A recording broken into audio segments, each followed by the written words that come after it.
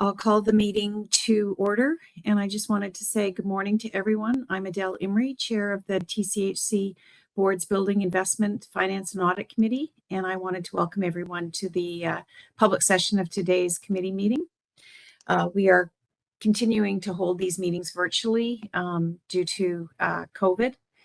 I would like to welcome our new committee member, Mohammed Haq, who is attending his first BIFAC committee meeting today. And I'd like to welcome you, Mohammed. I know that you're going to make a strong contribution to our committee, and I thank you for your service.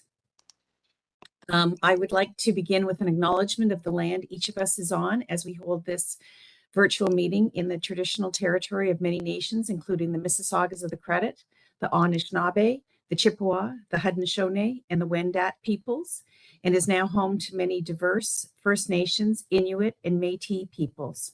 We also acknowledge that Toronto is covered by Treaty 13 with the Mississaugas of the Credit. There will be a number of reports brought forward to the committee today. 8 reports being brought forward require approval, and there are 11 require approval, and 8 are for our receipt and review. As far as deputations, we are going to continue to follow the process that we've previously established. Members of the public who want to depute at a BIFAC meeting have the option to do so either by submitting a written deputation that we circulate to the members, or teleconferencing into the meeting today. I will confirm that no requests for deputations, either in writing or orally, have been received for today's meeting. Concludes my opening remarks, and I will move on to item number 3, which is the declaration of conflict of interest. And I ask all members if they have any conflict of interest as it relates to any matters that are on today's meeting agenda. Okay, hearing none, I will ask members if to identify the items on this agenda that they would like to pull for further discussion, and this follows our new meeting procedures. We no longer have a consent agenda. So could I poll members for items they would like to have further discussion on? John? I'd like to hold item 7A, 8, 11A, and 11A and 11D. Okay. Does anyone else have any other items? Yeah, I have a few, if that's okay. Yes. Sorry, John, did you say 9? I didn't know if I heard 9. I did not say 9. Okay, 9, please. G, 11G, 11H. Yep. I think that's it. In addition, 12A and 12B.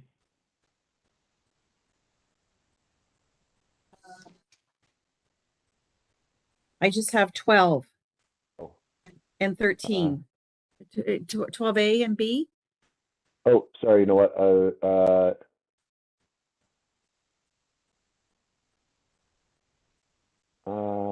Sorry, I think I might have gotten my numbers.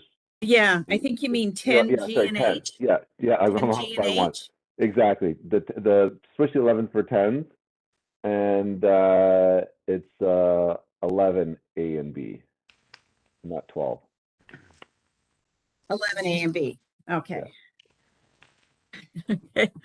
Naram, can I ask? Just testing you there, Adele. See if you're paying attention. I know, I'm trying to tick them off. I'm not sure. I'm hoping that Dara's helping me.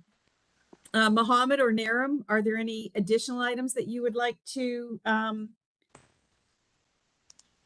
pull for further discussion? Not for me. And Mohammed? No, thank you. Mohammed, we can hear you. Because Mr. Dara helped me. That's great. Thank you. So I think I would like 7B.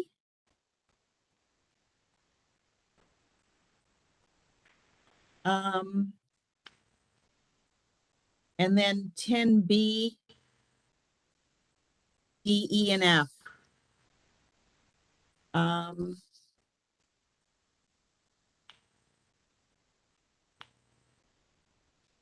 And 12 and 13. So I think we've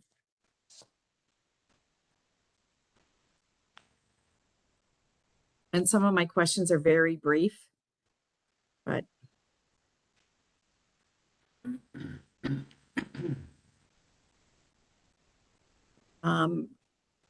Sorry. so I'm not sure, Dara, are you able to prepare a motion to approve the items that were not pulled? I think, so just to make sure that I haven't missed any, the board would then be approving all matters on the agenda with the exception of items 7A, 7B, 8, 9, 10B, 10D to H, 12, and 13.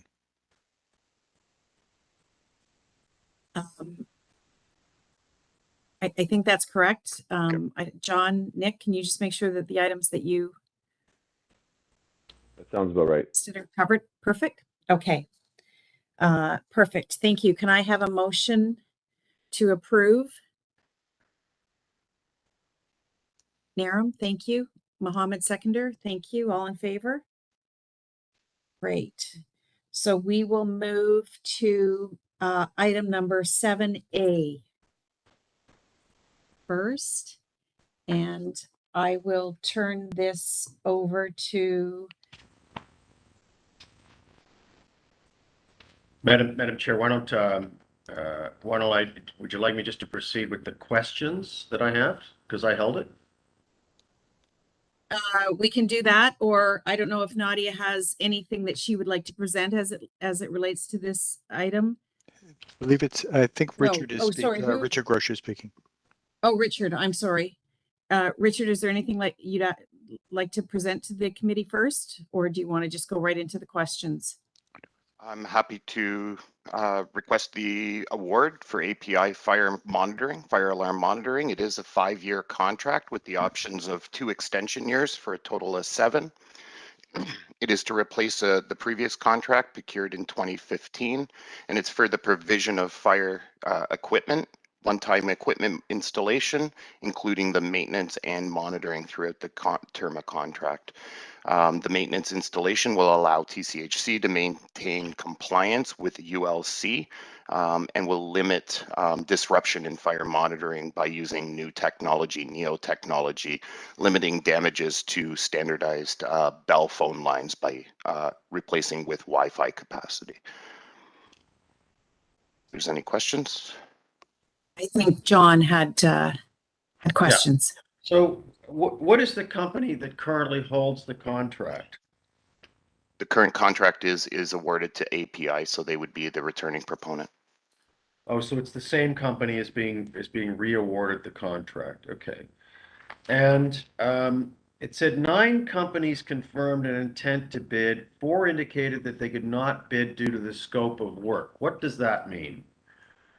Most specifically, they were not able to provide the quantity of product and materials that would be required to bring to service our portfolio. Sorry. So is that because we were asking for so many buildings to be covered? That's correct. They wouldn't be able to procure or maintain an inventory of the fire monitoring equipment and meet the service levels associated to response and repair. So do we have any way of knowing? I mean, so there were 4 companies that could not bid because of the scope of work. Do we have any way of knowing if their prices might have been better had the scope of work been smaller and divided up? So for example, if we had a scope of work for buildings in the east, the south, the north, what have you, if we'd had collections of buildings instead of the entire portfolio? So consistent with our procurement procedures, we did do market research and market analysis to affirm that the pricing submitted within this contract meets reasonable expectations. So we have done our due diligence on that front. But that doesn't really answer the question. Do we know if it's possible, if if it had been parceled out into smaller scopes of work, if prices might have been, if we might have realized better prices? It is our belief that we would not have realized better pricing, but would have added more complexity to the monitoring components of the contract. So, okay. And then I'm sure this has already been, this information's been provided to us, but does this also include the buildings going to the seniors portfolio? it does include the It does. buildings, yes. Right, okay. And I think that was it for my questions. Thank you. Okay, are there any other questions? Okay, hearing none, could I have a motion to approve this contract award for the fire alarm monitoring services? John, thank you. Mohammed, seconder, thank you. All in favor? Thank you. And we will move on to item 7B, which is the price impacts on the general repair program. And Richard, is that you again? It is me again. Thank you, Chair. Okay. So TCHC is, sorry, TCHC is seeking the support of the BIFAC committee in awarding a 6-month increase of 30% to the DGR contracts. This is 3 contracts that would be impacted, both the containment and restoration contract, demand general repairs, and the move out unit turn contracts for a total of $19.8 million over a 6-month term. This is directly as a result of COVID-related impacts. In many ways, a perfect storm. So the flooding of the lower mainlands in late 2021, shutting down our major import harbors in Canada, COVID impacts both within Canada and overseas, as well as significant labor challenges have driven up supply chain issues on major materials that we use on a day-to-day basis, most specifically items such as flooring, lumber, tiling, and other materials to carry out our work. Similar to other procurement activities, we have done a significant analysis of the sector. We met with contractors. They provided what the impacts are against their work, but we've also done significant background work to identify and affirm by line item, that the increase requirement is validated through the supply chains. This is a temporary increase of 6 months. It'll allow us to continue to maintain these vital services, more importantly, be able to ready units right now for occupancy, but will it also allow us to quickly adjust the pricing back to the negotiated pricing once supply chains do stabilize. If there's any questions? John? Yeah, so how exactly does this work when we put in a temporary price increase? Does it mean that the supplier comes to us and says, and knowing that we put this through, they say, well, you know, we need 30% more on the contract, or how does it work? So in early 2021, we were approached by all the contractors. They identified that they're not able to sustain the service delivery within the contract. We heard this from multiple different contractors, and we did have 2 contractors that, although not solely related to pricing alone, 2 vendors did in fact actually exercise their rights to exit from the contracts. They've identified that they're not breaking even, they're losing jobs, losing money per job, and staff met with them and held a town hall like discussion and allowed for them to secretly submit what they felt they required in order to sustain the contract or continue to deliver. They did identify consistently across the 12 vendors that it was 30% at minimum in order for them to continue to deliver service. And we then followed up with further research that including the City of Toronto's procurement department around their contracts and what they're seeing, as well as individual market research with the different suppliers, all of which came back as a 30% increase at this time. So 30% is a staggering number. And, you know, of course, we're reading in the media on a daily basis about inflation running at, 7 or 8%. And I understand that varies by sector, but how do we go to an annual inflation rate of 7 or 8% to 30% in this particular sector? And do we know if so, for example, if somebody's building a condominium in the private sector, I mean, they're sort of locked into pricing, I would understand. And I mean, I'm sort of the view that a contract is a contract, and I understand that they have means by which they can back out of a contract. But it just seems like it's staggering to go from, around 8% to 30%. And I wonder if it's contractors, sort of leveraging their power over public sector entities. This is probably a perfect time for Naram to chime in as a condo developer. So John, unfortunately, what TCHC is experiencing is actually not uncommon right now. It's wild, absolutely, in that contractors are absolutely coming in and saying, I know I quoted this, and I know we're midway through construction, but I can't do it, and I need this much more. 30% is significant, but not unheard of, notwithstanding how significant of a request that is. And there have been instances where literally it gets down to, okay, no, we're not agreeing to that. Okay, sue me. I'm not showing up. Like it's a very confrontational place to be right now, building, repairing, doing anything of scale. And the 30%, although difficult to swallow and something that absolutely needs to be negotiated as much as possible, is scary to say it's much more common right now, that level of request. Richard, maybe you can speak to the due diligence you did to verify these numbers to assist John with his understanding. Yep. Through the chair, we did engage both the city. We engaged the city's procurement department. The city engages in a lot of construction themselves. We sought their advice in what they're seeing throughout all their facilities contracts.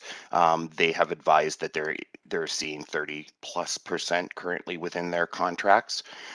We have also done independent research by reaching out to the different product manufacturers and very specific manufacturers that would provide product to our communities. We've also undertook an exercise to see if there was substitute products that we could change, different fixtures, different products within our units that will allow us to maintain stable pricing. So example, different kind of flooring, move from parquet flooring, for example, and we would still experience the 30% increase. So we did reach out to probably 50+ different manufacturers, different types of products, and we experienced the same level of challenge. One of the other challenges that we face is that we have very explicit timelines around many of our contracts. We require the proponents to maintain significant inventory so that they can mobilize in a reasonable amount of time, and for them to procure and maintain the quantity of some of these products has been a big major challenge. Okay, thank you. If I could just add one more point, then. Yes. Richard, would you be able to speak to the fact that we have had contractors walk away from the contracts as well, and that certainly this is it's a challenge because we are losing contractors? Yeah, absolutely. And through the chair, we did start these contracts off with 14 proponents or 14 vendors in 2021 when these were negotiated. To date, we have lost 2 proponents or 2 vendors from our roster. While we know that there were other contributing factors beyond pricing, we also are quite aware that pricing was in many ways a key factor to them exiting those contracts. What we also have is 12 existing vendors that continue to deliver the service in our community. We meet with those vendors almost weekly right now, and all of them are at a point where they're prepared to exercise the ability to terminate contract with 30-day notice. Naram? In the instances where you're getting these increases, which as you just noted is pretty much happening across the board, notices to either terminate or increase pricing, is the team also doing like a gut check where you may go talk to another contractor and just say, if you had to price this job today, what would that number be? Or had to supply these materials, what would that be? Just so that you understand, you know, kind of to John's concern, which is, it is a valid concern. Is it just, you know, contractor gouging, or is it true passing on of costs? And, you know, costs are increasing both in material and labor. So that, I mean, it's across the board in a business such as a contracting business. But I'm curious as to whether or not you've been able to really ensure those numbers are valid and that it's not just somebody mid project that is looking to take advantage of a general market condition. So we have done mystery shopping as a general rule as part of our mystery shopper, excuse me, as part of this exercise. It's very difficult for us to gauge whether you would get better value from other vendors or proponents. Just generally speaking, we have very explicit timelines. We want to turn over our residential units, the ability for them to store and maintain inventory so that they can mobilize within a very short period of time. Generally, we were seeing numbers even higher, most specifically around the mobilization. And I just because I'm not familiar with all the contractors, but would you say that these contractors are small, medium, or large sized for the most part? So I'm actually happy to say that we're starting to see more vendors of all different sizes. We've really worked towards breaking up our vendors into smaller geographical groups, allow for some competition, allow for them to focus on smaller groups, build a relationship within our regions and at the building level. It does improve the quality of the outcomes. Obviously, the smaller vendors do struggle around maintaining the inventory levels. So we've taken that into consideration around the size of their groupings. Okay. Thank you. Richard, I had a question and it related to funding the increase. You do, at the end of your report, it says that it's covered in the budget, but on page 47, it makes references to alternative revenue sources to cover this. Can you speak to how we're going to, because I know the 2022 budget was very, very tight. Absolutely, and through the chair, we have gone through an extensive exercise within TCHC. We've been very focused on sustaining and maintaining the programs right to the end of this calendar year, our budget cycle. We've been able to affirm the budget to continue this program or these programs through to the end of this year. But we also recognize as we do the review starting in January, that we may need to consider alternate revenue sources or creating revenue sources should these price increases continue into 2023. So we will commence that due diligence starting in Q4 and start looking at where it's trending so that we can generate revenues to support it in 2023. Okay, so this is for the remaining 6 months of 2022. I'm just not clear how you're covering it, and are you making choices and deferring other work, or how is it that we're covering this 19 million? So a big portion of the dollars would be found or realized through our capital budget. They're being covered within the existing capital budget. The Vice President of Facilities Management has identified it will not impact timelines on existing programs. We do have some cost savings. So are you taking it out of contingency? I don't know how large your contingency is, but I'm not positive how he affirmed that within his existing budget. I don't want to confirm that it's in his contingency budgets, but I believe that he has found efficiencies within his existing budget to support this work. Much of it is related to Q1 implications of COVID, so it's pushed out timelines on projects. So I'm presuming when you say he, you're talking about Alan, and I know. I'm sorry, yes. I'm sorry. Okay, yes. so I know Alan's not here, but can somebody, I don't know if Noah can speak to this. I actually don't see Noah. Oh, there's Noah. Okay. No, I'm sorry, I can't speak to that. Alan will have to reply to the group for in the July meeting. I'm sorry, I don't have that information. Okay. I would just note that the programs that will impact the facilities management budget will both require board approval. And so I'm sure we can endeavor to have that information by the time this report proceeds to the board. In relation to the emergency containment and restoration budget, that falls within the risk group within legal services. Anita and I have discussed the matter. We believe that there is sufficient room within the existing budget for that work for 2022 to accommodate this increase, given our actual costs incurred to this point in spending the money through that supports that program. Having said that, this work is inherently unpredictable. It's emergency response. So there is the risk that that has driven the decision to seek a budget increase, but there is the potential that we'll nevertheless be able to accommodate this increase to the unit prices within the existing budget.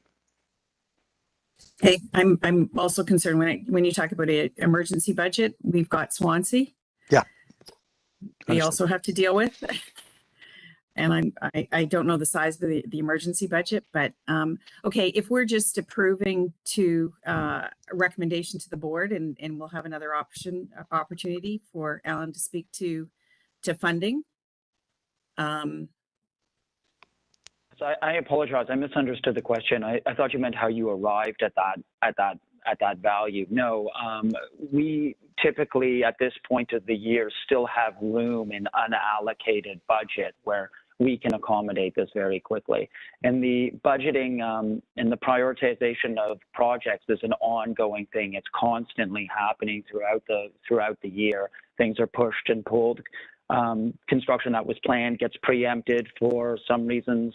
Some construction gets advanced due to urgency. So it's a constant balancing act. But yes, we do have, I apologize, I misunderstood the question, but we certainly have budget. We've made room in the budget this year.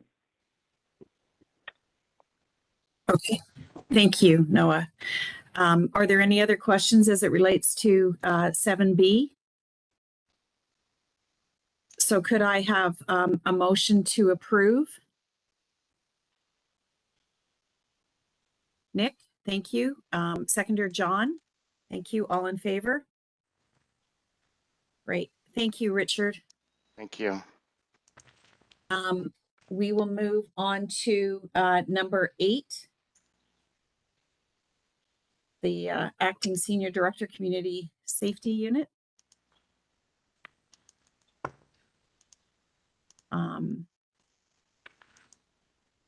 So is there anything you'd like to present to the committee before we ask our questions? Yes, Chair Emery. First of all, thank you for allowing me to present today. What I wanted to seek from the BIFAC committee is the approval and endorsement of a change order for our third-party security vendor in the amount of $28,300,000. Obviously, this will, after the support here, we'll have to go to the board, and I would request the support for that as well. What I would like to say is give a little bit of history as to, I think it's very important to understand how we got to where we are with this request. And the history of this is TCHC historically pre-2018 had several units using security, different vendors, and using them through different budgets. Back in 2018, there was an attempt to bring all those budgets together and all the usage together. And as part of the process of bringing all the services, third-party security services together, what was done was there were estimates given on or historical use previously. And what we did there as a unit, CSU, went out and sought out estimates from FM, from operations, from development, etc. CSU also tried to determine their own usage in-house as well. And that's what the contract was originally based on. It was based a 5-year contract, which was 3 years plus 2 additional 1-year options. The contract was heavily loaded up front with funds in year 1, 2, and 3, with an anticipation of decrease over the 5-year term. The reason for the decrease was we were working with the violence reduction program, and at that point it was supposed to be 60 special constables hired to be put into the at-risk communities. And when we put the special constables in originally, we had to do a significant amount of hiring, but we staffed many of those with third-party security members. The anticipated hiring was supposed to reduce the use of the third-party security, thereby reducing the amount of staff required from the vendor. Unfortunately, with COVID, with the hiring freeze, there was a hiring freeze of 12 people through a board request. Also, with the lack of training ability through the COVID years, training was shut down completely. We were unable to hire, as well as some areas such as development and other areas in the organization. The estimates were a little low because needs arose significantly more than anticipated. So basically, we ended up at the end of, or in September of 2021, CSU undertook a review to award to bring all the costs in-house to see where we stood against the actual awarded amount from the board. And the awarded amount was $42.4 million that the board approved in September of 2018. Unfortunately, as of April 30th of 2022, we were finally solidified the numbers, and it showed that we had spent $14.4 million more than the $31 million that we should have spent in the first 3 years, which amounted to $5.9 million over the total amount of the contract for the 5-year term. For the 5-year term. So the total amount spent was $48.4 million, I believe. In essence, we didn't get it right. In essence, we tried to bring everything in-house, and we didn't get it right because we weren't measuring it towards the actual award. We were measuring it towards the ongoing budget.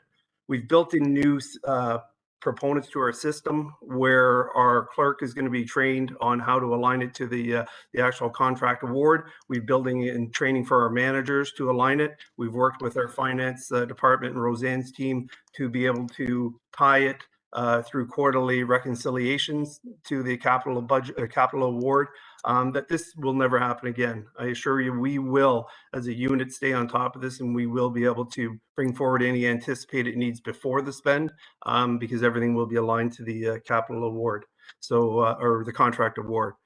Subject, and that would be my submission, and I'm glad to answer any questions.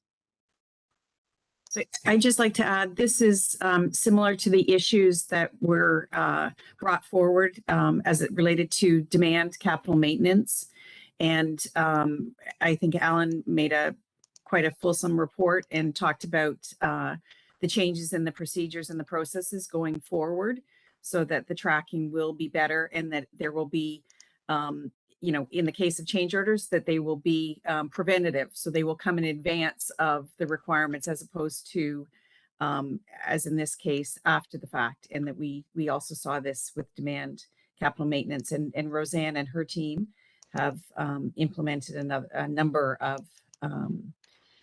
checks and balances to ensure this will be rectified in the future. So can I ask if there are any questions for John?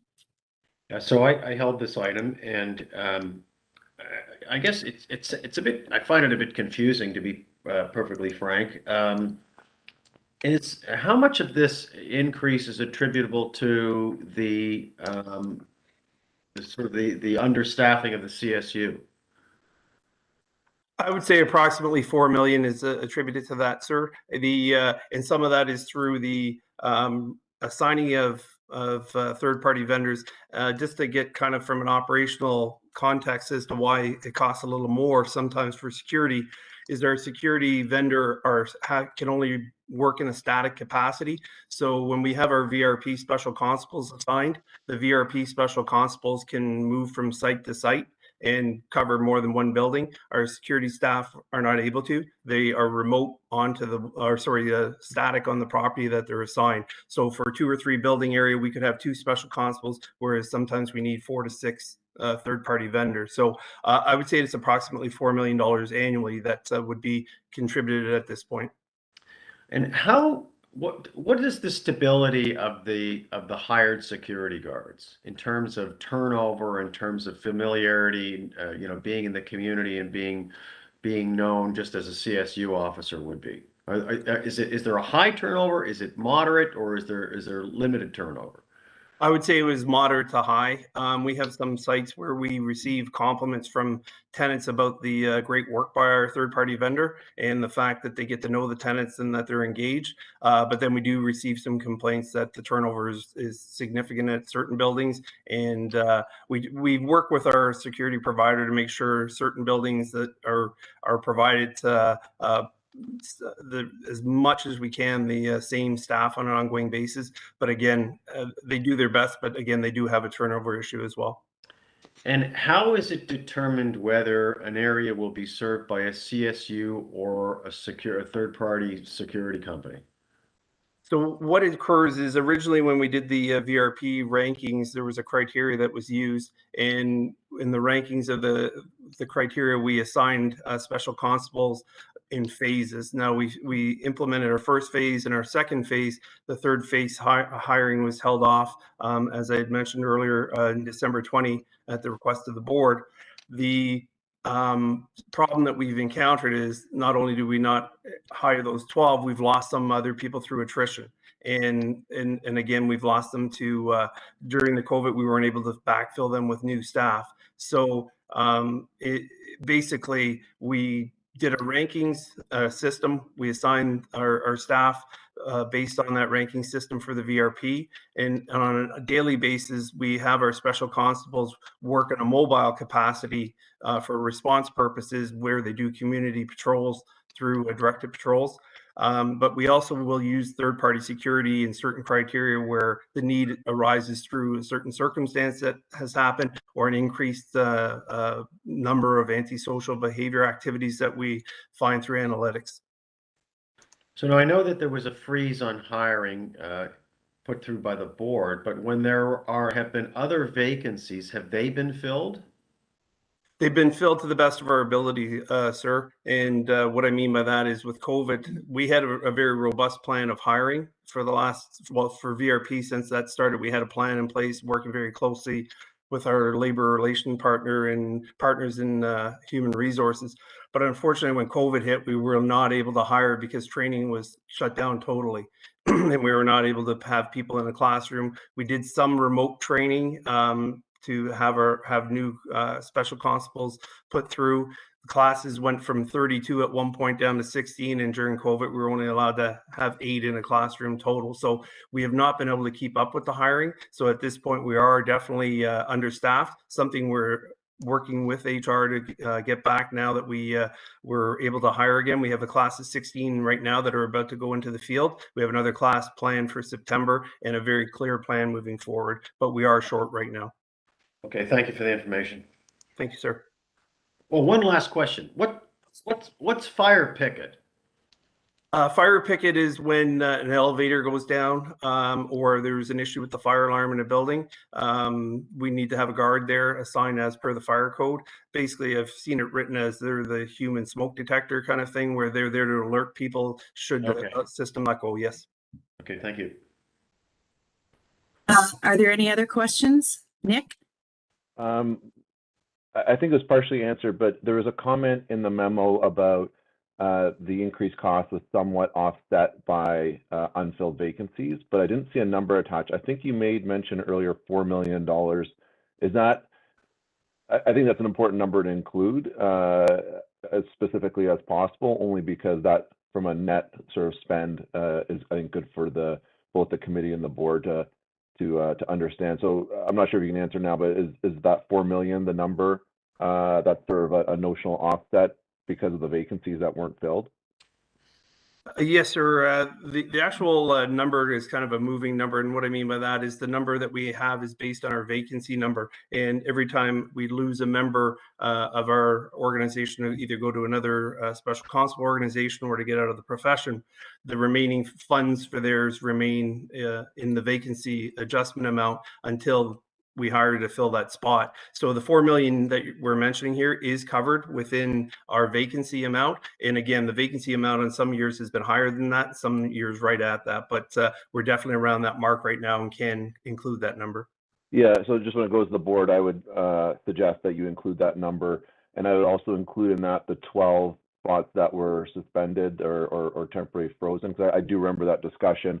And I would, maybe a second suggestion is I think a question at the board is going to be, I remember that discussion on the 12 people was around the organizational structure of the CSUs and how they're allocated and so on. So I would just be prepared for that type of question in terms of, I know some of the board members will sort of want to dig into an increased spend on security, not so much, why the dollars related to the people, but the people related to the service being delivered to the buildings, if that makes sense.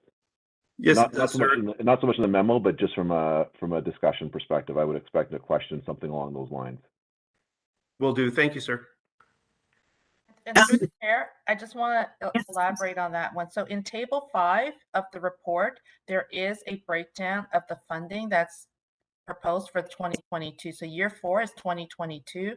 You'll see that the operating budget is 8.4 million, and then all the other funding sources that addresses the total costs. And then year 5 is the 2023, which we will include for the 2023 budget ask. So that's on page 8 of 8. My understanding was it's basically like 2.2 million that's not covered by,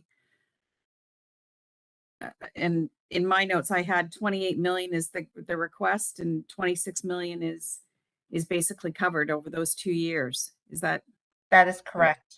Yes. Okay. Yeah, so it's more than the 4 million, Nick. Yeah, I think an estimate on that number would be really helpful when it gets to the board.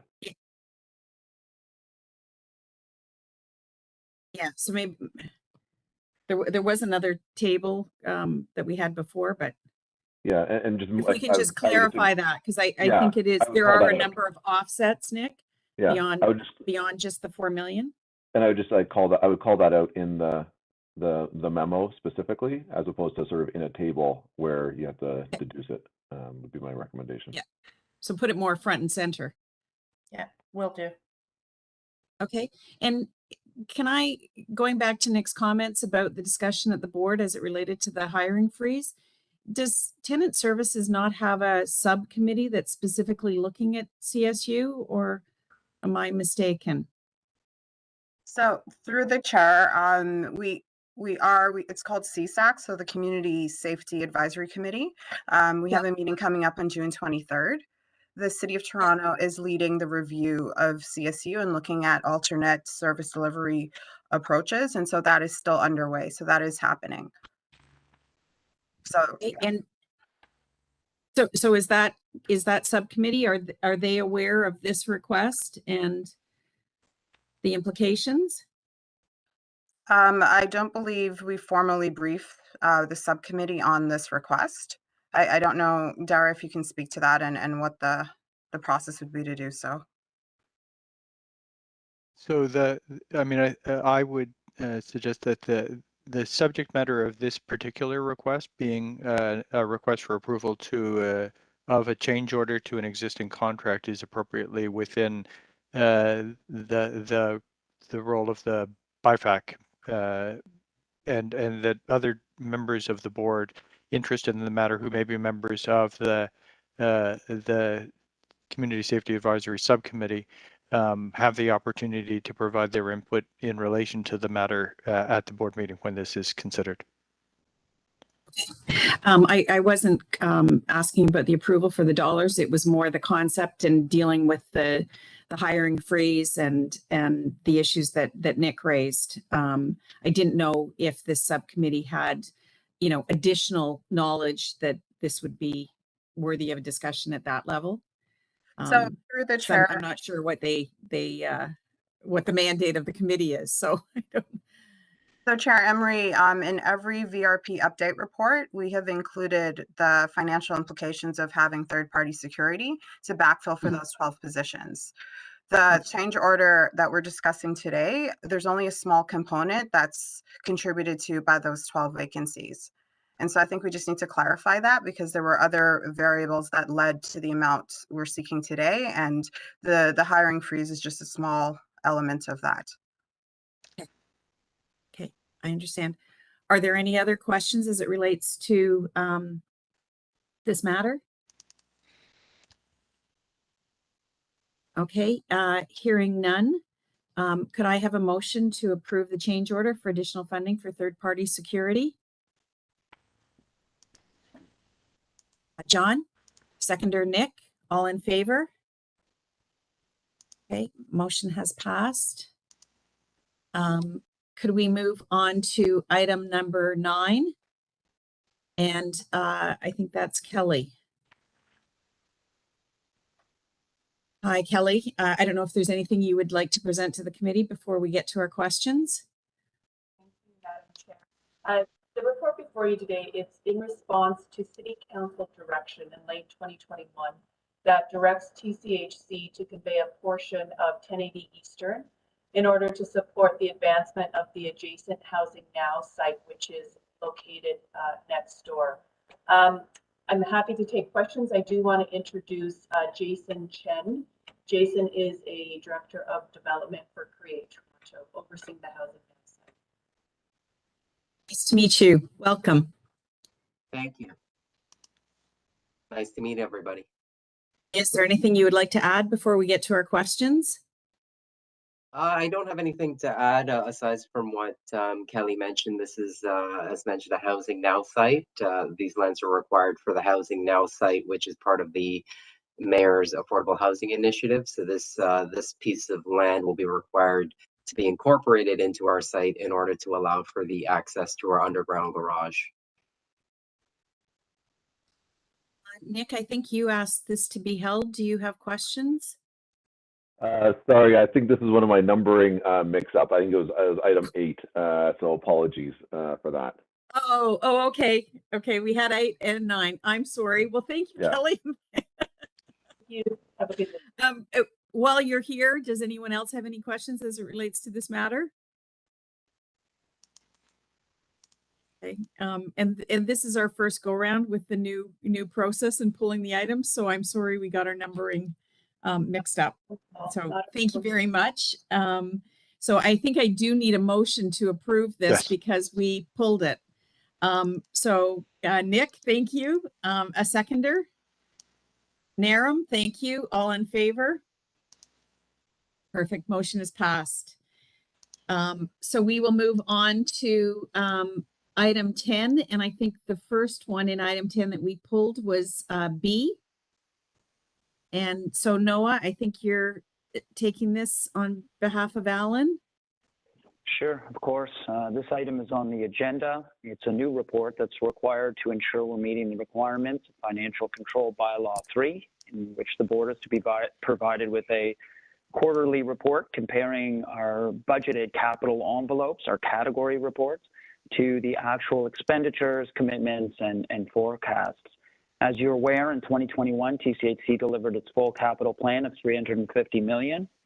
And despite a year of continuing challenges in 2022, as the Director Naram had pointed out, we are still on track to deliver $350 million this year.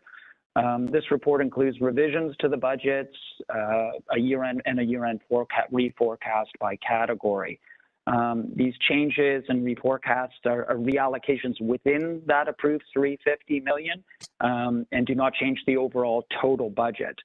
The two revisions that are presented is a $7.5 million reallocation to single dwelling units to account for funds required to be remitted to the city as part of the transfer of scattered units, and a $700,000 reallocation to demand accessibility upgrades to ensure sufficient funding to meet anticipated accessibility upgrades. In addition to those revisions, we've reviewed our year-end forecast and reforecasted the amounts in other envelopes such as architectural, mechanical, life safety, energy-related programs, interior work, our tenant service hub program, and various demand envelopes as required, and we've provided that in the attachment, which is this table here. I'd be happy to answer any questions about your approval for this report is requested, so that it may be forwarded to the board for final approval. So can I ask if there are any questions for Noah as it relates to 10B?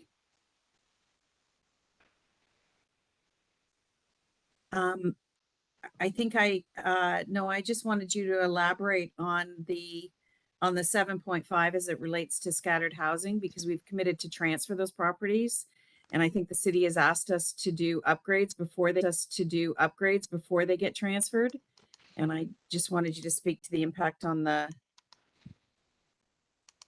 budget. Sure. So we understand why we're spending money on properties that we're transferring. And I don't know if Roseanne can speak to the total, because we have significant losses as it relates to the scattered housing transfers and how we're dealing with this. Sure, and I'll defer to Roseanne if she wants to answer first. The 7.5 million is related to capital work that needs to be completed against a number of houses that were deemed uninhabitable, and the work, the reallocation is in order to facilitate also the timetable of transfer, where places where the work can be done in. In terms of through the chair, in terms of a loss on the scattered houses to date for the transfer, we have recognized at least a $16 million loss related to the homes. These are not transferred at market price, and that's what's driving the loss. So this is a book value loss, and it's not a market price or impact value loss. That would be much greater, because some of these houses were acquired for very, very low prices, $30,000, $40,000. Even lower than that. So that's why it's such a high amount in terms of a recognized loss. Okay. But as I understand, the 7.5 isn't going to be treated as an additional loss to these scattered housing. That is correct. This will be a contribution to the it's a contribution to the capital plan. So it will be deducted as part of the capital plan. So it just reduces the 350 that we're entitled to use on our other properties. Correct, to 342.5. Yeah. Okay. Are there any other questions for Noah or Roseanne as it relates to this item or the spending on scattered housing? Okay. Can we do, Derek, can we go through 10 and then do all the portions of 10 as one motion? Sure. Madam Chair? John? Yes? I must have missed it in the recap, but I asked that 10A be held. Oh, okay. So I just have a couple of quick questions in regard to that. Can we move to that, or we should, or well, can we just find it? Derek, can I do everything that we've pulled in 10 as one motion? So I think what we would ask is then once the committee has completed its consideration of the items that fall within item 10 generally, that it would adopt a motion that would approve the recommendations in each of those reports. And then we'll treat that as approving the recommendations contained in the documents. What we may need to do is if the committee wants to vary the recommendations in any of the reports that you have before you this morning, we may need to treat that item slightly differently. But generally, if the committee adopts the recommendations in the reports, we can deal with it that way. Okay, so I don't think there were any changes in the recommendation for B. No. So could we go back to A? No, I don't know if there's anything that you want to present first before we move to John's questions. Sure. Item 10A is on the agenda. It's an award for critical, much needed kitchen sanitary drain treatment and cleaning program worth $8 million. Establishing this program will enable us to have a regular preventative maintenance program in place to keep these drains in our buildings clean and flowing properly, to reduce the occurrence of backups and leaks, which lead to flooding and obviously, prevent damage and improve tenant satisfaction. The program is for 187 buildings in our portfolio that are 7 stories or taller. These are typically buildings that are most prone to this type of buildup. The program was procured using a competitive process, and although there was only one successful bidder ultimately who made it through to the pricing stage, the bid was well within our pre-tender estimate, within 3.5%. Harkening back to our conversation earlier about that 15, so the variance there was 3.5, very close. The award is comprised of $7.2 million for preventative maintenance services and $800,000 for demand services over the 8 years. And it's a 4-year initial term with the option to renew for an additional 4 years. It cycles through in a 2-year cycle. It cycles through the buildings every 2 years. I think that's probably all you need to know. John? Yeah, so the winning bidder, 1799541 Ontario Inc., is that the current holder of the contract? I'm afraid I don't know the answer to that. I'll have to get back to you on that. I'll have to defer. Actually, Daisy Wong, who's likely on the telephone, will know the answer to that. Okay. I mean, Let's give her a sec. There we go. Daisy, is it a new program?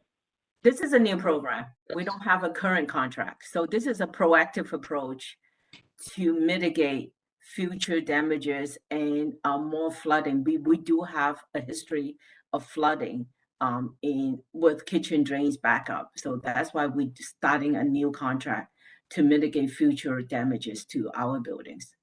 So a whole new program. A whole new program. So how much do we anticipate, because this is a preventative program, do we have an estimate as to how much we will save as a result of this expenditure? Well, leaks are, I don't have the exact information. We can come back with a report. We can run a work order report against building typology to get that data likely. So I'm wondering, we've decided to implement a program. We're spending $8 million. I would think that we would have said, all right, if we don't do this, it's going to cost us $12 million or $15 million or even $9 million. I would think that would be the first order of business before we undertake a new program. Yes, I'm sure that analysis has taken place. I'm afraid I don't have that data at hand. And why were there only 2 submissions? Is this another question of the scope being so large that other providers are scared off? Well, it's a difficult program to deliver. If you imagine around 200 buildings on a 2-year cycle, that's like going through a building every other day. It's going from unit to unit, going into kitchens, cleaning, going to clean outs in buildings. It's very difficult work to deploy. And I think there's a limited interest and limited capacity. So again, I pose the question, and Jag, I guess this is for your consideration as CEO. Are we over-scoping some of these projects and thereby excluding potential suppliers who might otherwise bid at a lower price? But because of the size of the company, so usually size and scale means efficiency. But in our case, maybe size and scale doesn't lead to efficiency because there's so few companies that can actually meet our requirements. And through you, Chair Emery and Director Campbell, that's a great question. I certainly didn't miss it during the earlier conversation as well. I know that there has been some conversation around, if we could leverage smaller suppliers, would that increase competitiveness? I will certainly take that back. What I do understand is that the greater the number of suppliers, the greater the oversight and coordination that would be required as well. But I think it is a valid point for us to look back at and see whether it's by region or otherwise, whether there's an opportunity to scale.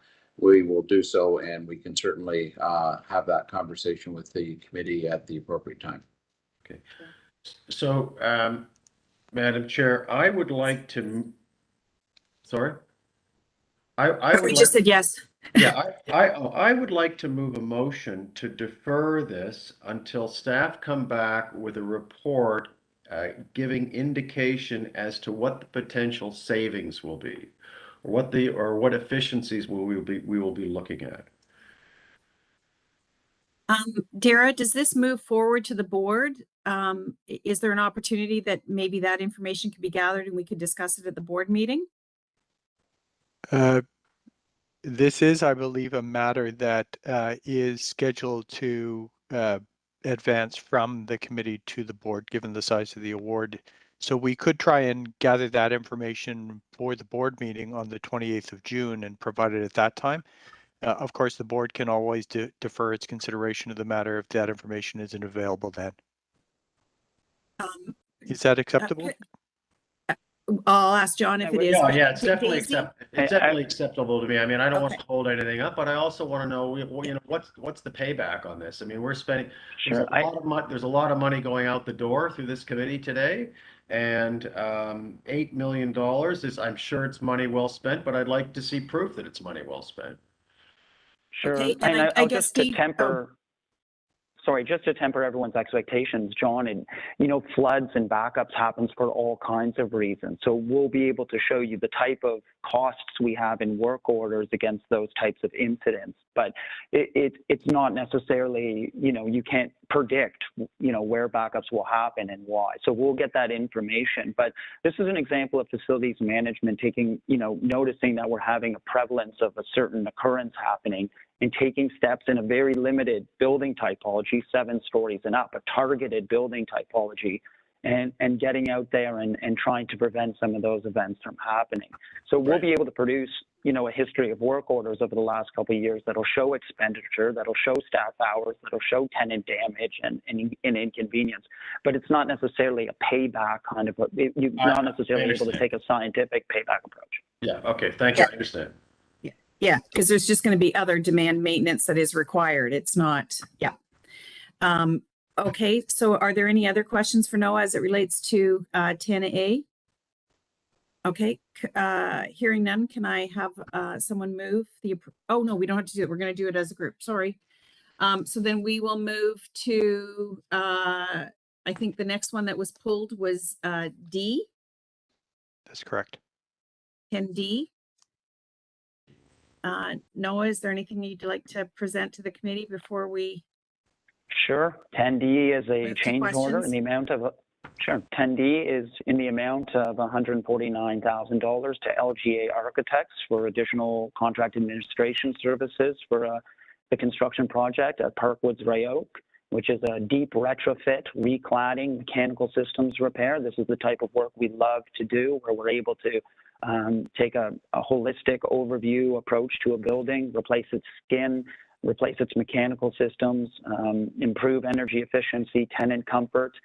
These are amazing projects, but due to construction challenges, as have been discussed throughout this meeting over the last few years of delivery, the construction project has, the timeline has been extended, the schedule has been extended, and which requires the consultant to provide additional contract administration services for that extended time. In this case, this is what the change order is for, additional contract administration services due to the extension of the construction timeline. I had a couple of questions on this, but did anyone else have any questions on John? Just yes, and what is the, sorry, so you're saying that this is the original contract work was for 16 months and 18 months at Parkwood. So what is the term of the extension? I believe it's 14 months, but that, you know, at this point it's 9 months from now. I think the report was written at the beginning of the year. Right, So okay. we're 9 months away from completion of that project. Okay, that's all I had. Thank you. Okay, Noah, I did have trouble with the timeline on this because it was a 2018 contract and the terms were like 16 and 18 months. So I would have thought we'd even have completed this before COVID hit. And now we're like 4 years later and you're saying that there's still another 14 months or 9 months to go on this work? I believe there might be some confusion between the two scopes of work. For instance, there's a timeline for the original contract to the architect for the design piece, and then it goes into construction where they provide services. That might be where some of that confusion is. Oh, okay. So, okay, because it seemed like it should have been long done even before we hit March 2020. Jeremy, this is a huge project. It's a multi-year delivery of construction. This is the full recladding, new windows, new mechanical systems, in-suite terminal controls, interior renovations, a tenant service hub as part of an interior renovation was added to it, accessibility improvements. This is a complete, this is a multi-year program from the start. And most of these projects, most of these projects, and you'll see from, I think one of the other change orders has been held as well, has hit snags due to windows, due to the availability of windows. Yes. Yeah, we saw that. Yeah, it's hard because we don't see the bigger project. We're just seeing one consultant as part of the project, and the timing of, you know, the number of months required and COVID, it was not clear. So it is difficult when we're just looking at one piece of your much broader project. So maybe we can include some of that context so that we understand what's going on here. Noted. Thank you. Thanks. Okay, are there any other questions for Noah as it relates to 10D? Okay, hearing none, we'll move on to 10E. And it relates to the service hubs. I think that was my question, if I remember correctly. I lost track of yours, Mick. Yeah. Well, I might have lost track of half of them as well, but that's okay. So for this one, I thought the memo was well written and sort of understood sort of the key points.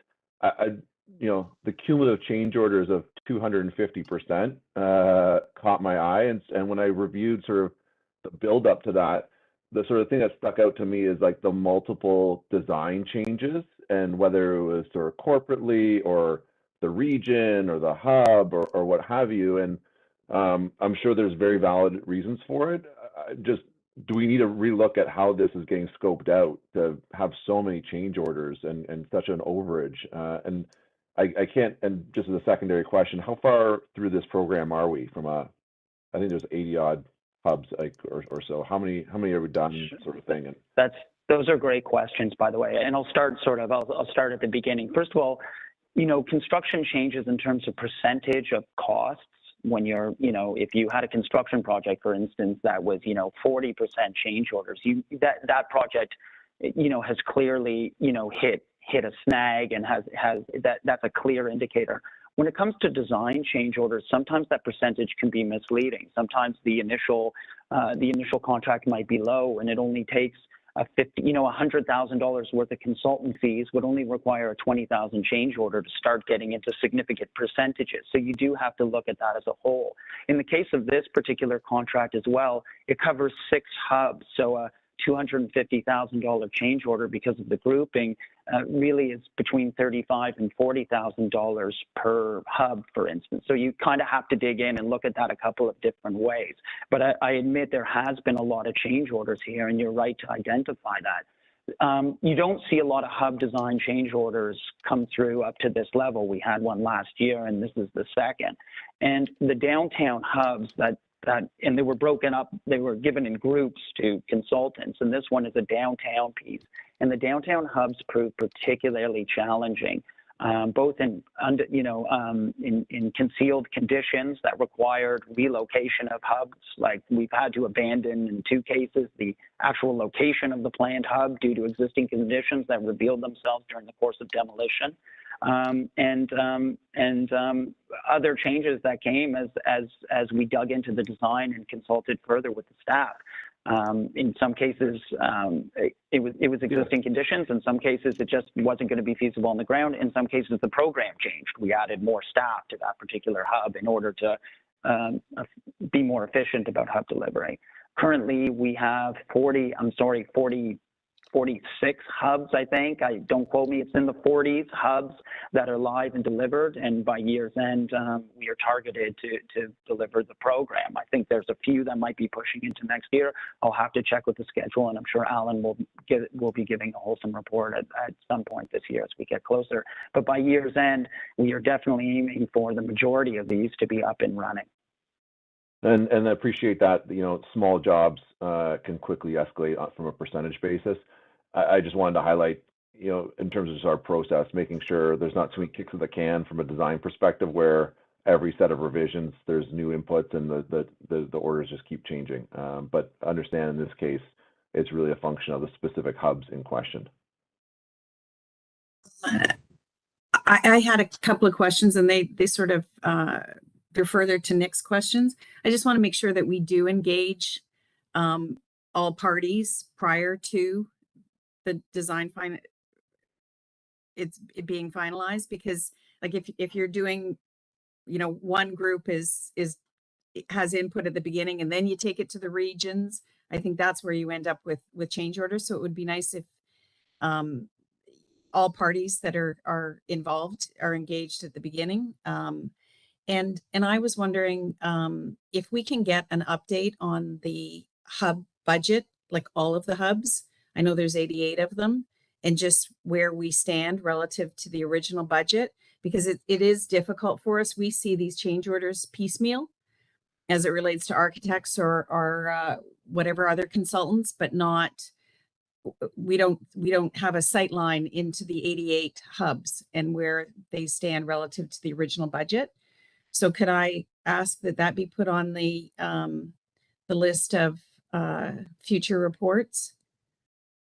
Sure. We submit a summary to our colleagues in finance quarterly. I believe one was submitted in March, and we prepared a recent one that hasn't been submitted yet, but there's one as recent as March that our colleagues have. And I will say the hubs, in terms of having stakeholders at the table, one of the things we were able to do in terms of expediting was being able to design the hubs in some ways concurrent to ongoing consultations on the other side of the company to save time. And we knew there was some risk of some program changes that might occur, and that definitely happened at some of the downtown ones where we consolidated and they grew and the space that was identified was no longer feasible.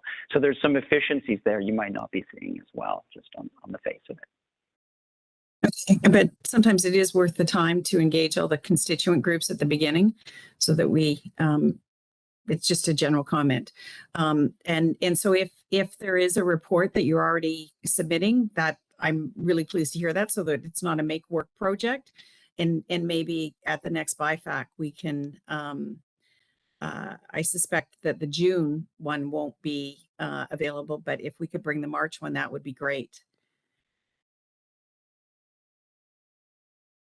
Of course, it's Okay. a $50 million program, so it's well tracked. And well, I appreciate that. BIFAC doesn't have a sight line on it as a whole project. We see it as you bring information as it relates to small groups of hubs or whatever's included in the change order. So it would be great if we could see an overall.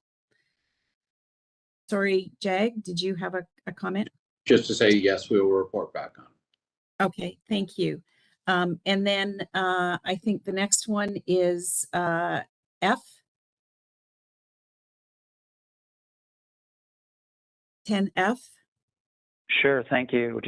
Report 10F, this is a change order again for consulting services at 10 Humberline. It's a change order in the amount of $58,000 to Taylor Smythe for additional services due to unforeseeable site conditions. in an envelope repair and tenant service hub delivery, a 10 Humber line.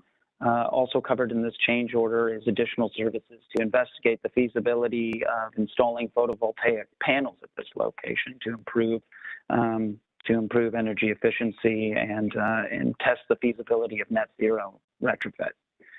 Previous to this change order, there was a total of $284,000, and all changes have been reviewed by TCHC project team to ensure costs are fair and reasonable. So your approval is sought for this. Are there any questions on 10F? My comment was a very general one. I just noticed that one of the change orders seemed to pivot as it related to the work, and it was moving on to they were doing work on hubs. General question, if we're using change orders rather than tendering new project work.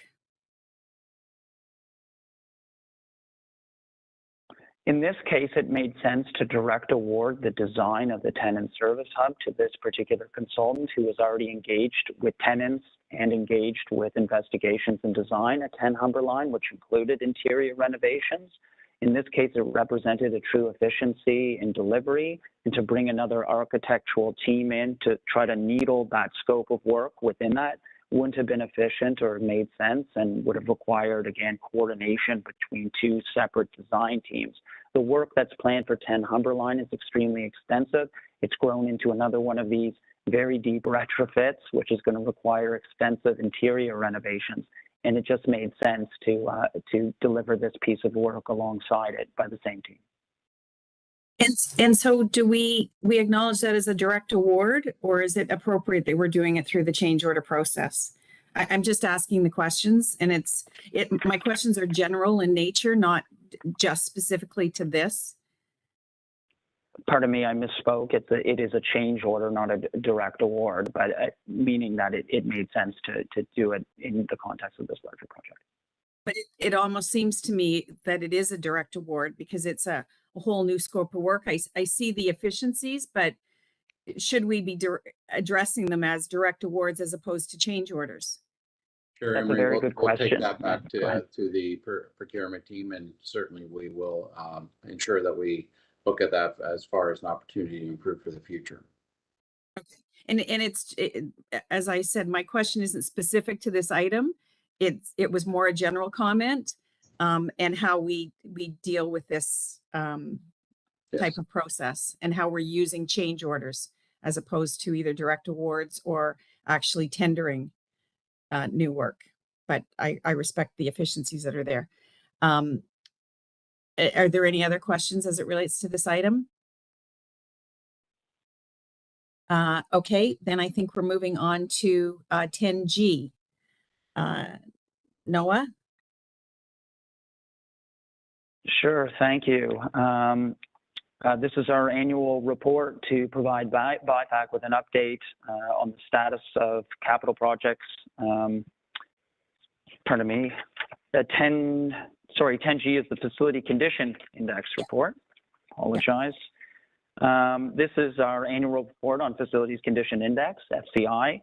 I'm pleased to report that with delivering our full capital plan last year, our FCI for 2021 has been determined to be 13.2%, which is ahead of our target. For instance, in 2017, as you can see from this table, we had forecasted that in a fully funded context, in 2021, we would be at 17.6%. Last year, our forecast anticipated 15.3%, so we're better even than last year's forecast. Based on this forecast, as you can see, we continue to be on track to bring the FCI down to 10% by the end of 2026. And this is due to delivering proactive projects, large holistic projects, and projects that affect the overall condition of our buildings. Please remember, this is a portfolio average, so that doesn't mean that there isn't pockets of projects that are and developments that aren't in critical need of in critical need of work, but this is a portfolio-wide average of that. And the work is done by a third-party capital planning consultant who synthesizes our work done over the year and produces this report. Produces the numbers for this report. Thank you, Noah. Are there questions for Noah as it relates to this report? I'm sorry, I forgot who. I think this who might asked. be me again. I think this might be me again. Okay. And my first point was really to pull it was to highlight the accomplishment. You know, we sort of hammer management at times in terms of questions and comments and ideas, so to speak. And this is, I think, an important milestone. Like this is the, for everyone's benefit, like this is the overall measurement of the quality of the buildings. And there was a plan put in place over, you know, a multi-year period to get to a certain target threshold, and it's coming in well ahead of plan. And I think that's a huge accomplishment. You know, maybe unfortunately this same meeting is paired also with, you know, the Swansea situation where, you know, the overall program seems to be an exceptional place, and the next focus is going to be on maybe the urgency of some of the repairs on a more micro level as opposed to the macro. But I do think it's worth commenting and highlighting that this is a huge amount. Like this is 350 million of capex every year being delivered by the team across 2,000 plus buildings. So just want to say congrats on that and well done, because this is a huge part of the work of TCHC, and it's tracking ahead of schedule. So just wanted to commend that. Thank you so much for saying that. And I know your words are going to resonate with staff who are on the line listening to that. Thank you for that.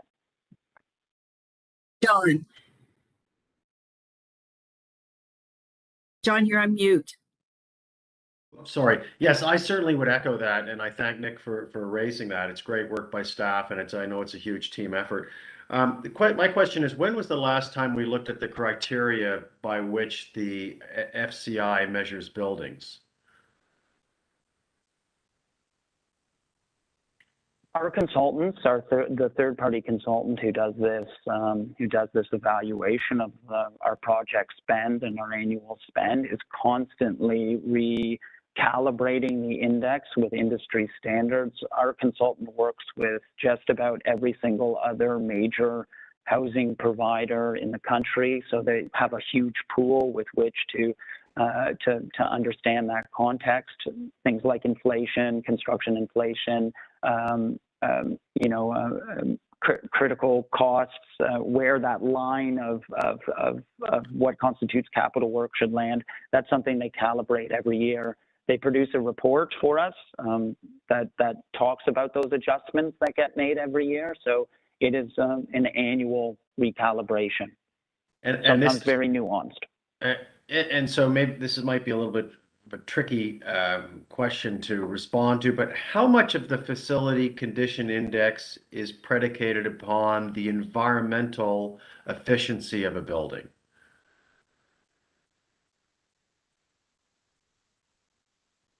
Do you mean how well the building performs from like a utility and energy expenditure? Yeah, because I know we've done lots to improve the energy efficiency of buildings with roofs and windows and things of that nature. Is that a notable component of the facility condition index? Yes, a building that has a high FCI is not going to be performing well in an energy context. The correlation is just one-to-one, right? And sometimes there's some false positives. For instance, a building where like an air handling unit might be broken and not running, or you go turn it on, you replace it, you fix it, you're going to have an increased energy. You're going to have increased energy expenditure, right? Or if you add cooling or certain systems that weren't there, you're going to have sort of a seemingly increase in energy expenditure. So those things get adjusted by our energy team. As you know, one of the one of the requirements of our funding from the federal government, the National Housing Co-Investment Fund, is to bring our energy expenditures down by 25% by the end of the period. And our consultants are aware of that and help to sew that in along with our internal group and other external partners to make sure that we continue to select the right projects to hit the FCI and to bring the energy down. Now our capital planning process is much more complex. It's not just about conditions. I just lost my card. Sorry, John, did you have a follow-up question? Oh, I think we've lost John. Yeah, no, I'm here. Oh, no, Sorry. you're back. Oh, okay. Looks like you were frozen. Bell, you know, it cuts in and out some. Oh, right? okay. So much for Bell 5, right? Sorry, you know. Yeah. Anyway, okay. Rogers is no better. Yeah. So that answers my question. Thank you. Okay. And I do appreciate Nick pulling this item to congratulate and compliment your team, Noah. So if you can pass that on, and I think it, you know, as we discussed the report as to how you prioritize spending, I know this is a small sliver, but it would be great if you can incorporate these FCI numbers as it relates to specific buildings, and how you utilize that when making your capital decisions. So thank you very much.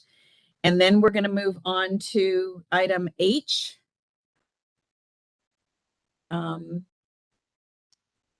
Which is the... Sure, thank you. This is our annual capital project management update, which includes just an update on BIFAC approved contracts from last year as well. Based on industry standards, this is essentially a change order report on completed projects as well through 2021. So based on industry standards, change orders on retrofit construction projects are typically between 5 and 20%. The majority of projects between 10 and 15. And I'm pleased to report that change orders on TCHC construction projects that were completed in 2021 are coming in at about 11.78%, which is well within that industry average.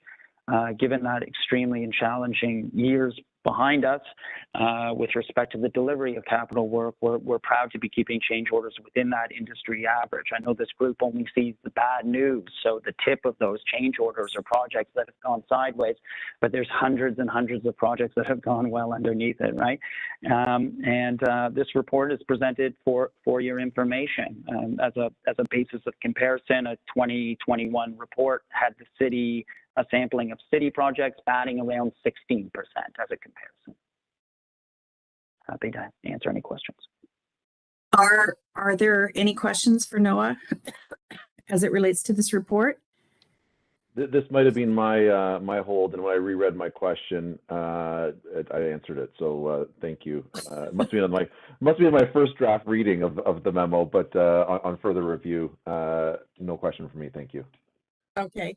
I actually had this one as well, and it was, I understand this is a change order report, and when I looked at the schedule, it looked like they were just change orders on projects we'd approved in 2021, as opposed to all of our change orders in 2021. And I wasn't sure if I was, I don't know if Sonia can put up the schedule, but I think we were hoping we would see all the change orders in 2021, even if they related to projects that had been, you know, started in, I don't know, 2019, 18, whatever. So just as a point of clarity, this appendix here that you're seeing on the screen is just the snapshot of BIFAC. That's not the 11.75. The 11.75 is built on a large list of projects that were completed. Typically, when we report on change orders, we only report on completed projects because it's the fairest way to get the picture of how that project ended and the change orders. There is a larger report that 11% was drawn from, and it can be submitted as well. Okay. Yeah, maybe I don't know how big that report is, and maybe it's too much information for BIFAC, but I wasn't sure if we were covering all the change orders in the year, which is what I understood this capital report. it looked, anyway. If we could just Typically, this review report- this appendix, but, and again, I do compliment you on the 11.78. But I'm not sure this is as meaningful as it could be for BIFAC, the appendix. So if I could ask Noah, we go back, because I think the plan is that this comes quarterly. It was to start coming quarterly to the committee. I think Alan had made that decision. There might be. Alan warned me there might be some confusion. There's a quarterly report that he's producing starting in July for the preventative maintenance piece to be reported quarterly. Yes. I think that's what was something you were really interested in. I've had a lot of dialogue with him about, and that will be coming quarterly. This is really on the planned project side, and we produce this annually. And as I mentioned, we usually just look at the completed projects so we can get that full sort of picture of how we're doing, and change orders on planned projects, which are a bit of a different animal when looking at change orders, right? One's a demand program, so the change orders really aren't about project management or mishandling or additional unforeseens, right? While the planned projects give you a good idea of how the facilities management group is doing managing those planned projects. Yes, there are two separate components to the change orders, and we do need to see it as it relates to the demand maintenance, because we've had some issues, and the way they're tracked, it's a little bit different with the capital projects. You're able to track the change orders much more accurately than they are able to do in with the demand maintenance. So that is important. But anyway, maybe we can, I'm not going to hold it up now, but maybe we can just look at the appendix and make sure that BIFAC is getting a fulsome report as it relates to the change orders for each year. So we will move on to, I actually think that was the last of the item number 10s in section. 1 second. Anyone requested I to be pulled? So could I have a motion to approve? Do we have to 10A? Oh, sorry, Dara, are you? So while I think I'm sharing the motion that I prepared that would have the board or the committee approve recommendations contained in the committee reports submitted in relation to items listed as, I think it's 10A to 10H. Or Yeah, so we basically did them all except for I think it's 10I. I think it's 10I. I think Green Fleet was 10I. 10I we didn't pull. So I think it got approved in our original motion, as I understand. Okay.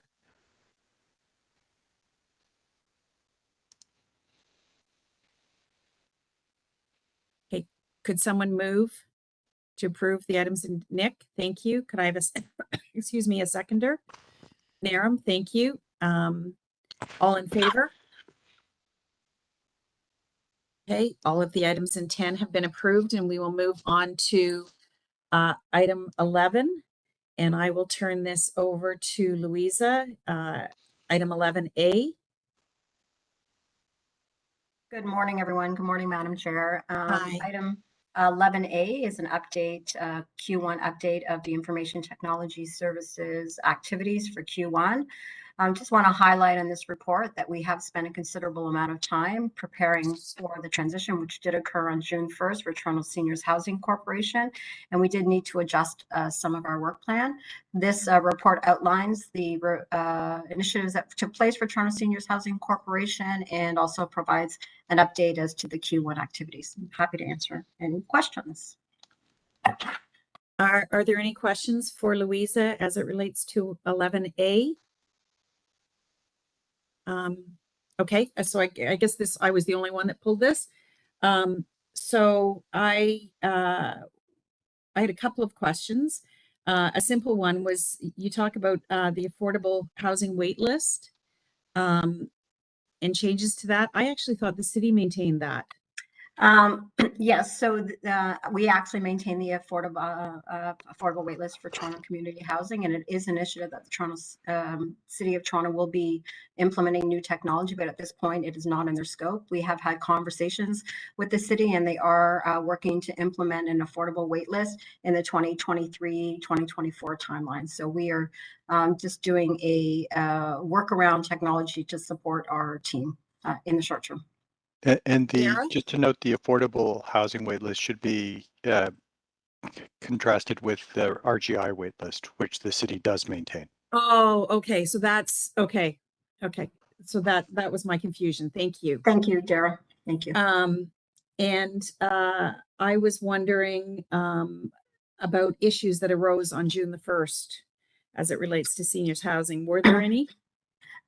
No, we just had some minor challenges with the new, again, as anybody adopts to some new technology. So for the transitioning staff from the Seniors Housing Unit to Toronto Seniors Housing Corporation, we did need to deploy some additional email functionality to them. So we had a bit of a hiccup around that. We also had given them new passwords and very detailed instructions. So for the most part, it was really just ensuring that the staff followed instructions to be able to connect into their email. All the other applications continued to run as normally, as we did not change any of those things.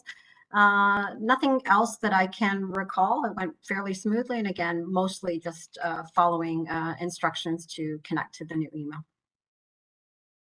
Great, good to hear. I was wondering, for employees that were transferred, did they get access to their, like the TCHC emails that they had prior to June the 1st, as it relates to, matters that they're now dealing with on the seniors housing?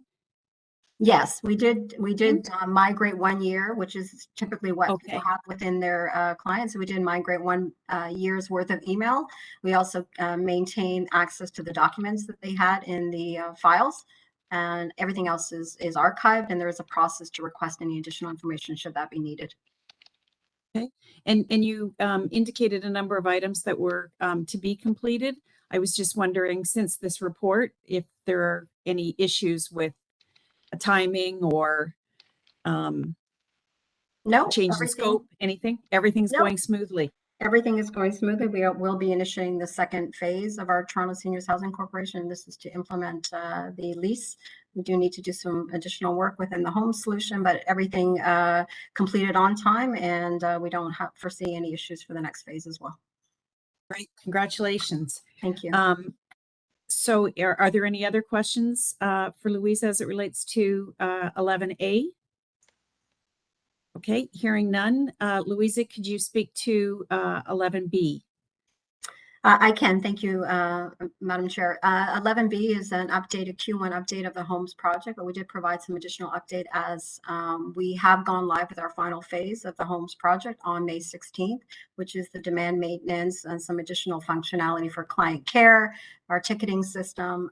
So we did go live on May 16th, and as of today, we have been live for 4 weeks within the new solution. Just a couple of things that we're seeing is, again, adapting to a new solution within the staff. So this was a very large deployment with a large number of building staff. So we had to complete a considerable amount of training.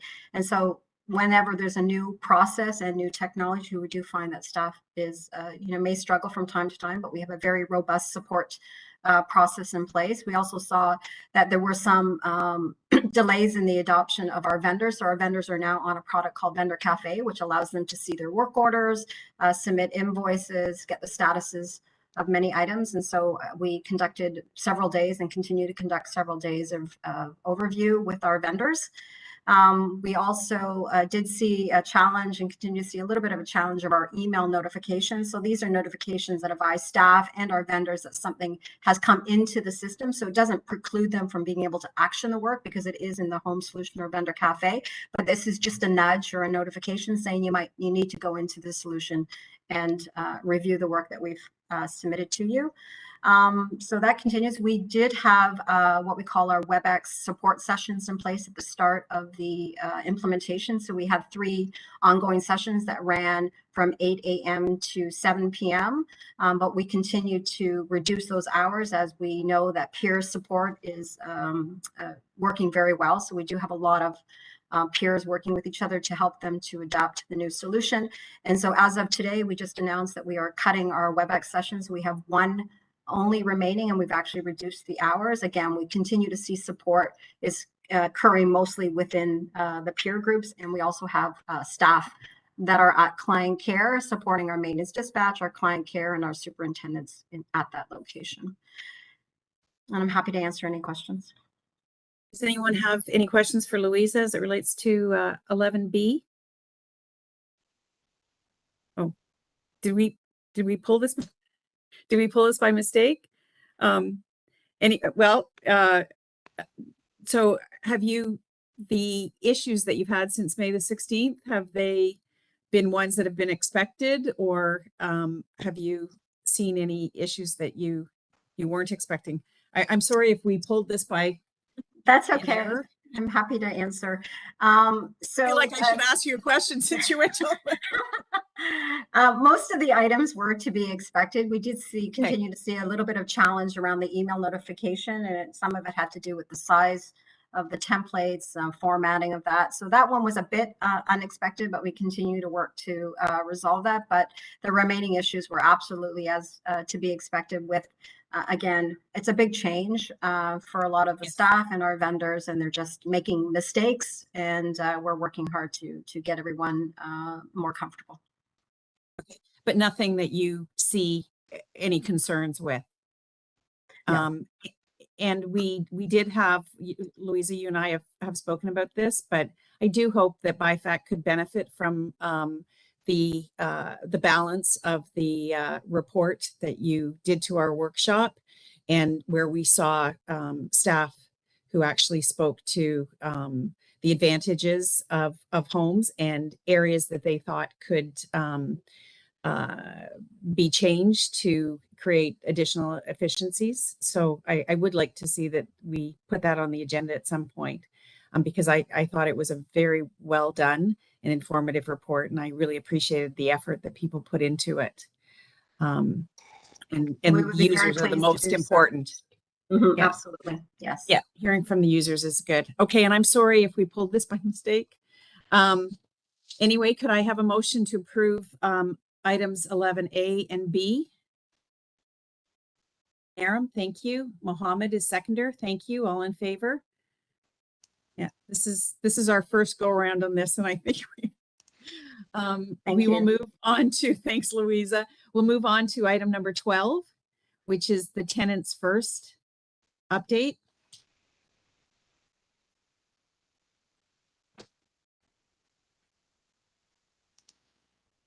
Through you, Chair Emery, if I could hand it over to Lindsay Beats, she'll take us through.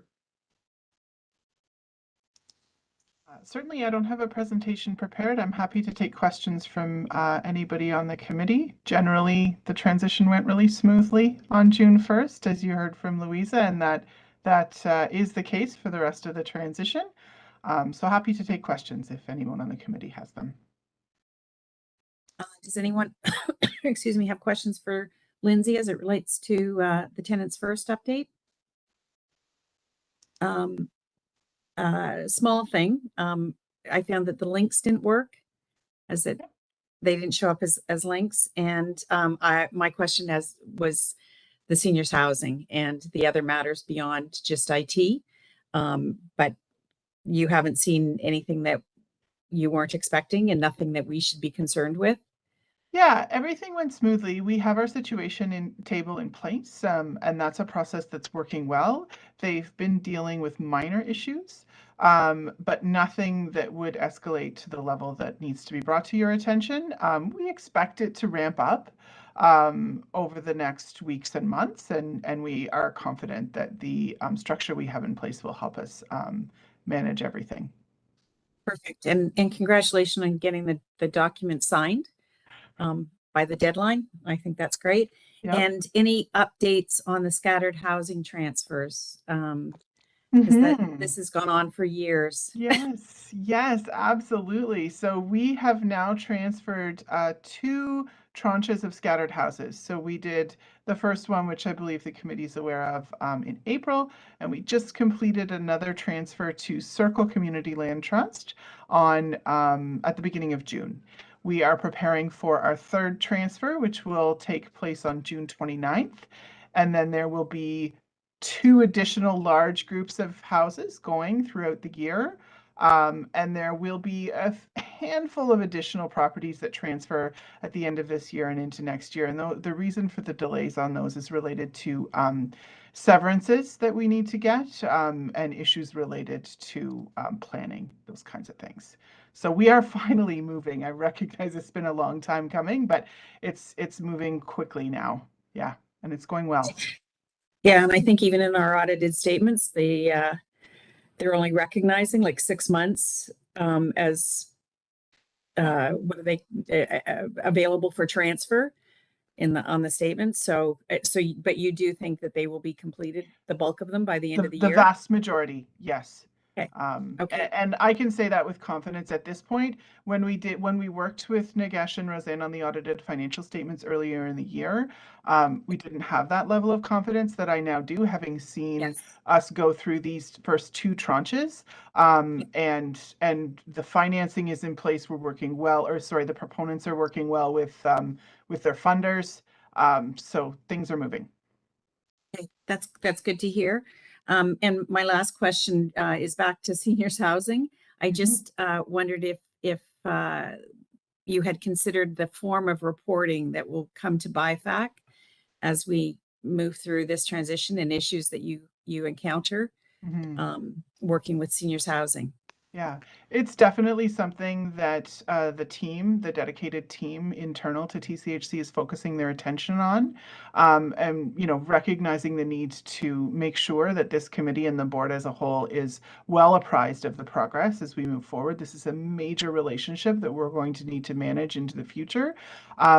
So at this point, we're looking at quarterly reporting, and I think we need a little bit more time to structure that, and definitely would have welcome feedback or input from the committee as to what you're looking for, and we can engage with you on that going forward. Okay, and as you make the first report, we can always, I'm sure the board will have changes that they recommend, or BIFAC will have changes that they recommend as to how they want to see the information and what information is useful. But I appreciate that you're looking into it, and I'm glad to hear that it's going to be quarterly, because it's something very new for TCHC. Exactly. And I think there are going to be some hiccups, and I am worried about the costing and the impact on resources. So are there any other questions for Lindsay on item number 12?